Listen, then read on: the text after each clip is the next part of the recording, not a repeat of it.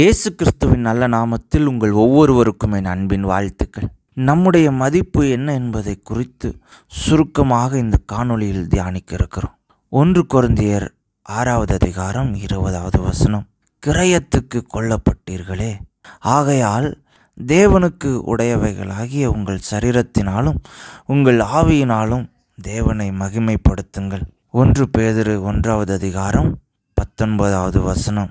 குற்றமில்லாத மாசற்ற ஆட்டுக்குட்டியாகிய கிறிஸ்துவின் விலையேறப்பெற்ற இரத்தத்தினாலே மீட்கப்பட்டீர்கள் என்று அறிந்திருக்கிறீர்களே. ஹல்லேலூயா! இந்த 2 வசனங்களும் நமக்கு உணர்த்துவது என்ன? நாம் இயேசு கிறிஸ்துவின் விலையேறப்பெற்ற இரத்தத்தினாலே மீட்கப்பட்டிருக்கிறோம். அதே போல நம்முடைய மதிப்பு என்ன என்பதை குறித்தும் இந்த 2 வசனங்களும் நமக்கு விவரிக்கின்றன. நாம் கடைகளுக்கு செல்கிறோம், பல்வேறு விதமான பொருட்களை வாங்குகிறோம்.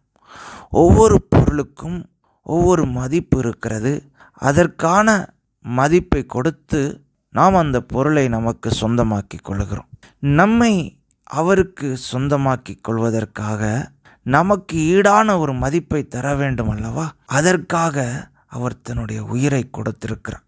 மாசற்ற விலையேறப்பெற்ற இரத்தத்தை கொடுத்து நம்மை மீட்டு கொண்டிருக்கிறார். ஹல்லேலூயா! இது எவ்வளவு பெரிய காரியம் பாருங்கள். நம்முடைய மதிப்பு என்ன? யோசித்து பாருங்கள் நன்றாக. நம்முடைய மதிப்பு இயேசு கிறிஸ்துவின் இரத்தம் என்பதை நாம் உணர்ந்து கொள்வோம். அவர் தன்னுடைய உயிரை கொடுத்து நம்மை அவருக்கு சொந்தமாக்கி இருக்கிறார். நாம் அவரை ஏற்றுக்கொள்கின்ற பொழுது நாம் அவருக்கு சொந்தமாக மாறுகிறோம். ஹல்லேலூயா! 2வது காரியம், நாம் இயேசு கிறிஸ்துவுக்கு சொந்தமானவர்கள். இந்த உலகத்திற்கு சொந்தமானவர்கள் அல்ல, சாத்தானுக்கு சொந்தமானவர்கள் அல்ல என்பதையும் இந்த வேத வசனம் நமக்கு உணர்த்துகிறது.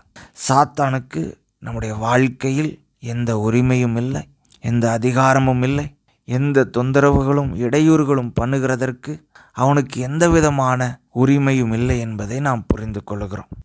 பாருங்கள், நாம் பல்வேறு விதமான பயணங்கள் மேற்கொள்கிறோம். முக்கியமாக ரயில்வே பயணங்கள் மேற்கொள்ளுகின்ற பொழுது நாம் ரிசர்வ் பண்ணிட்டு போகிறோம்.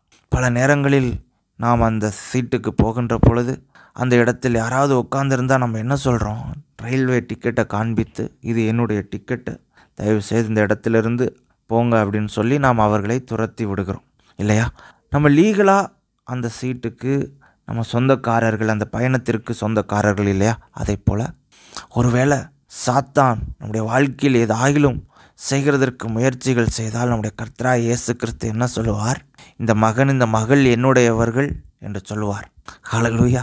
We are legally belongs to Jesus Christ. We are not belongs to the world or Satan.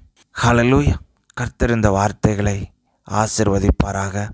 கர்த்தர் நம் ஒவ்வொருவரையும் கூட ஆசீர்வதிப்பாராக. ஆமேன்.